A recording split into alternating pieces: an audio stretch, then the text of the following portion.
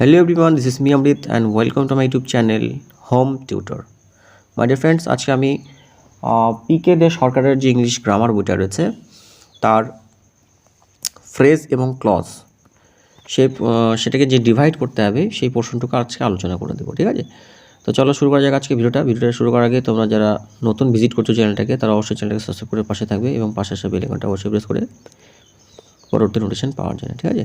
দেখুন এক্সারসাইজ 2 আছে, অলরেডি আমি এক্সারসাইজ 1টা আগের ভিডিওতে করে কভার করে দিয়েছি, তোমরা যারা দেখোনি সেটা দেখে নিতে পারো যারা ভাবছো পিকে দে সরকারের পুরো বইটা কমপ্লিট করবে।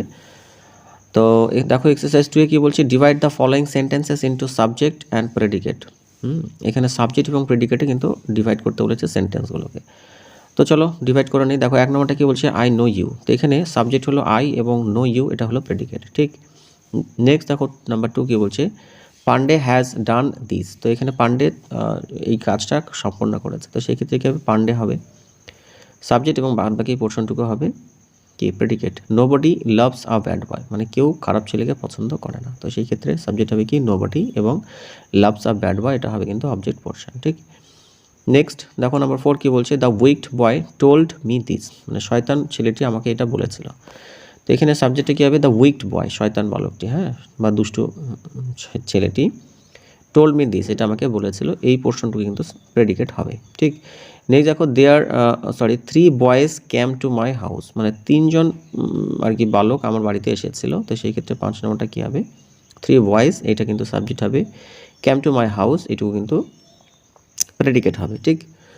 নেক্সট দেখো নাম্বার 6 কী বলছে, our school is a big one, মানে আমাদের স্কুলটা বড় আর কি, তো সেই ক্ষেত্রে কী হবে, আর স্কুল হবে, আর স্কুল হলো subject, is a big one এটা হবে প্রেডিকেট পোর্শন।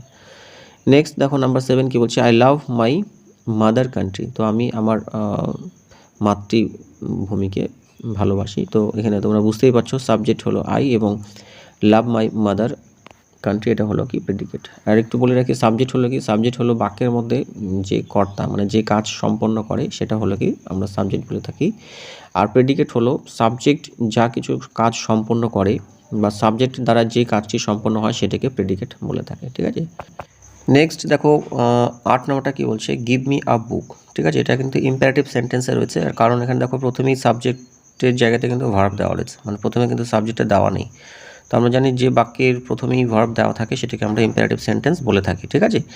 তো এখানে ইম্পারেটিভ সেন্টেন্সে মূলত এইভাবে আমরা বলতে পারি, ইউ গিভ মি আ বুক, ঠিক আছে? তো সেই ক্ষেত্রে এখানে সাবজেক্ট কিন্তু ইউ হবে এবং গিভ মি আ বুক এটা প্রেডিকেট পোর্শন হবে, ঠিক আছে? একই রকমভাবে দেখো নাম্বার 9 কি বলছে, কাম অ্যাট ওয়ান্স, ঠিক আছে? এখানে কিন্তু দেখো কামটা প্রথমে দেওয়া রয়েছে, এটা একটা ভার্ব, এটা একটা ইম্পারেটিভ সেন্টেন্স, তো সেই ক্ষেত্রে ইউটা হবে সাবজেক্ট এবং কাম অ্যাট ওয়ান্স এটা হবে প্রেডিকেট পোর্শন, ঠিক আছে? এবং নাম্বার 10 দেখো কি বলছে, ইজ হি দেয়ার, সে কি সেখানে আছে? তো এখানে সাবজেক্ট হবে হি এবং ইজ দেয়ার এটা কিন্তু হবে প্রেডিকেট, ঠিক? দেখো নাম্বার 11 কি বলছে, that young boy is my brother, ওই যে তরুণ ছেলেটি সেই হলো আমার ভাই, ঠিক আছে? তাহলে দ্যাট ইয়াং বয় এটা হবে কি সাবজেক্ট, ইজ মাই ব্রাদার এটা কিন্তু প্রেডিকেট হবে, ঠিক আছে?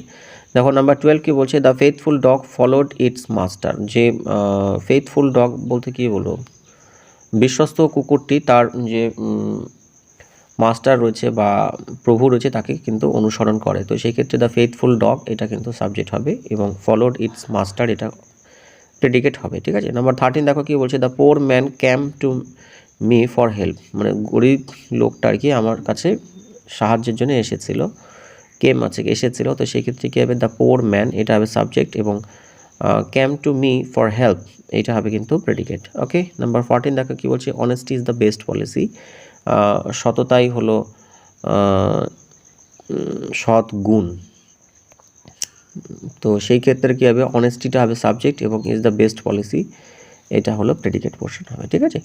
দেখো নাম্বার 15 কি বলছে, the little girl began to dance in joy, ছোট্ট মেয়েটি আনন্দে নাচতে শুরু করেছিল, তো সেই ক্ষেত্রে কী হবে, দ্য লিটল গার্ল এটা হবে সাবজেক্ট এবং began to dance in joy এটা হবে প্রেডিকেট, ঠিক আছে? বার্কিং ডগস সেলডম বাইট, ঘেউ ঘেউ করা কুকুর খুব কমই কামড়ায়, তো সেই ক্ষেত্রে কী হবে, বার্কিং ডগস এটা কিন্তু হবে সাবজেক্ট এবং সেলডম বাইট এটা হলো প্রেডিকেট পোর্শন হবে, ঠিক আছে? এই ফ্রেজটা কিন্তু বা এই সেন্টেন্সটা কিন্তু খুবই ফেমাস আর কি, আমি অনেক জায়গাতে দেখেছি। বার্কিং ডগ সেলডম বাইটস, ঘেউ ঘেউ করা কুকুর খুব কমই, অনেকে বলে না যে খালি বর্তন বাজে বেশি, ঠিক আছে? তো সেই অর্থেই এই লাইনটাকে আমরা ইউজ করে থাকি।